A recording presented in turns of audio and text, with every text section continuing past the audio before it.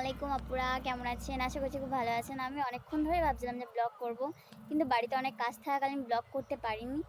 তো আমি এখন আপনাদেরকে একটা জিনিস দেখাচ্ছি। তো এই যে দেখতে পাচ্ছেন, বৃষ্টি হয়েছিল, বৃষ্টি হতে রাস্তাঘাটটা কি হয়ে গেছে, একদম হাঁটাচলা করা যায় না, মাঠেও যাওয়া যাচ্ছে না। তো এখানে দেখতে পাচ্ছেন ওখানে ওখানে কাজ হচ্ছে। কাজ বলতে ওখানে পুকুর খোলা হয়েছে, ওখানটা ভরাট হচ্ছে, ঠিক আছে। তো আমাদের এখানে একটা পিসি আছে, তো উনি ওখানে পড়াচ্ছে বাচ্চাদেরকে। চলুন ওনার কাছে যাই। এই যে পিসি পিসি বসে আছে, বাচ্চাটা আছে, পড়তে এসছে। তো এখন একজন এসছে, এখন আরো 3জন বাকি আছে।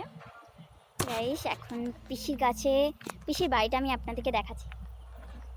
পিসির বাড়িটা দেখতে কাদা হয়ে গেছে, তো রাস্তায় যাওয়া যাচ্ছে না, এত কাদা হয়ে গেছে। তো কোনো ব্যাপার না, আমাদের পিসি ইট ফেলে রেখেছে আমাদের যাওয়ার জন্য।